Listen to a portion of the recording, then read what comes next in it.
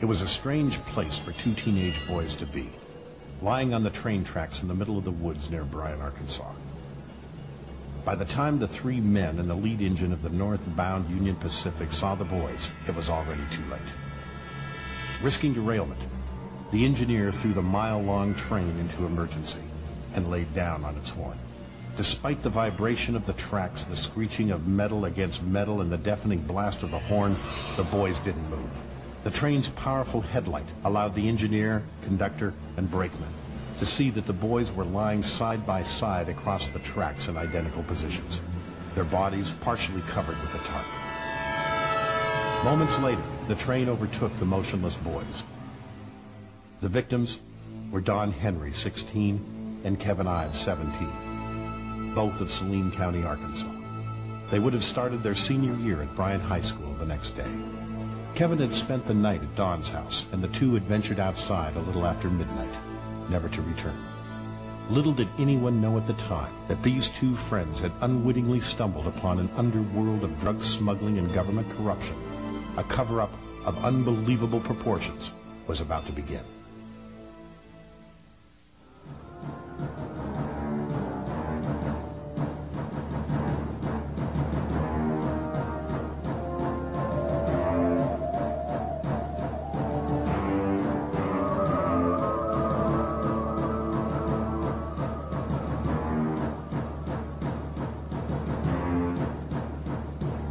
I believe Kevin and Don were near the tracks that night and saw either money or drugs dropped from an airplane.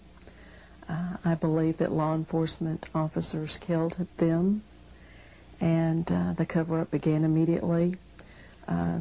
Expanded to the medical examiner, Fahmy Malek. At the time, Fahmy Malek, Arkansas State Medical Examiner, was the one responsible for ruling on cause of death. His plan was to rule the boys' death a double suicide. However, after conferring with Jim Steed, Saline County Sheriff, they decided no one would accept such a ruling and changed the cause of death to accidental. We were absolutely puzzled and outraged over the ruling of accidental as a manner of death. We didn't think that the facts supported that ruling, and what we started out to do was just to obtain a second opinion. We met resistance from all fronts, from law enforcement, from the crime lab. We retained an attorney and a private investigator and obtained court orders to get testable samples of everything that they had in order to get a second opinion, and Fahmy Malek refused to obey the court orders. Without any supporting evidence, Malek ruled that the boys had each smoked more than 20 marijuana cigarettes and in a psychedelic stupor had fallen asleep on the tracks. It was later learned that the state crime lab never even tested for the concentration of marijuana, and in fact had used a test on the boys' blood which was designed to be used on urine. Outside experts were shocked at the absurd ruling. The family's nightmare battle against the state medical examiner was made more difficult by Governor Clinton's public support of Malek. However, after 13 long months, the parents were finally able to prove what they had believed all along, that the boys had indeed been murdered. 17-year-old Kevin Ives and 16-year-old Don Henry were struck by a train near Alexander. The medical examiner has said that the boys were asleep and drugged with marijuana. The parents, however, disputed that claim and persuaded authorities to reopen the case. Because of their persistence, Kevin and Don's bodies were exhumed. New autopsies were performed, and a grand jury was convened. Dr. Joseph Burton, a nationally recognized forensic pathologist from out of state, performed the new autopsies. His findings revealed that Don Henry had been stabbed in the back, and Kevin Ives' face had been smashed by a blow from a rifle butt before their bodies were placed on the railroad tracks. This information alone would strongly suggest that the boys were injured, rendered unconscious, or even killed prior to their bodies being run over by the train. Burton's autopsies also revealed that Malek had mutilated Kevin's skull by sawing it in so many different directions that it was impossible to tell where the original skull fractures were. Malek also had completely dismantled Kevin's jawbones.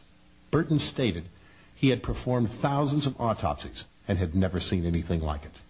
Was Malek trying to hide something? Was there a stab The answer is no, they were not stabbed. Were they dead beforehand? Absolutely no, they were alive. A former employee at the crime lab has said he discovered what appeared to be evidence of a stab wound during the original autopsy, but was told, quote, not to worry about it. Malik has refused all comment.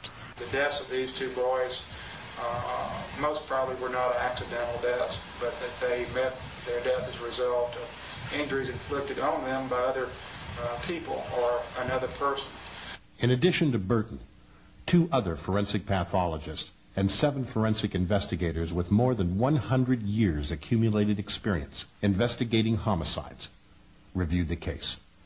It was their collective opinion that the ruling be changed to murder. During the midst of all of the turmoil with trying to get the ruling changed in our case, it became very apparent that this was not an isolated instance of an error in the ruling on the manner of death. There were many other cases statewide that we became aware of. In 1992, the Los Angeles Times tallied more than 20 additional cases where Dr. Malik had falsified evidence and ruled incorrectly. One case involved the murder of Raymond Albright, who had been shot 5 times in the chest with a Colt .45. Incredibly, Malik had ruled suicide. Another involved James Dewey Milam, whose body was found without the head. In this case, Malik ruled the cause of death to be an ulcer. Although Milam's head had been clearly severed with a knife, Malik claimed the family pooch had bitten off the head, eaten the entire thing, and then regurgitated. Malik says he tested the dog's vomit and found traces of Milam's brain and skull. Unfortunately for Dr. Malik, Milam's head was later found. Malik, it turns out, had made up the entire story. Media coverage of Malik's dishonest rulings resulted in a massive public outcry, calling for his removal from office. The medical examiner comes up and he has fabrication to where he has created his own evidence. This is of a magnitude that could create a national scandal, and if necessary, it will. I have work to do. You know me. I have work to do. Excuse me, please. And you can say that you are honest. Dr. Malik. Lying on his autopsy cases, lying in court. And he's not an honest person. And why should he be prosecuted? He should be prosecuted. Nevertheless, both Governor Clinton and the Arkansas State Medical Examiner Commission Chairman, Jocelyn Elders, who had the power to remove Malik from office, not only insisted he remain, they gave him a raise. Based on the facts I have, I really feel that Arkansas owes Dr. Malik a great debt and a real apology. Today, the governor was asked if Malik should resign. I don't think that's a decision that I should make based on what I now know. It didn't matter what Malik did, whether it was perjure himself in court, fabricate evidence in murder trials, call coroners murderers. Clinton defended him by excusing it as being stressed out, overworked, and underpaid.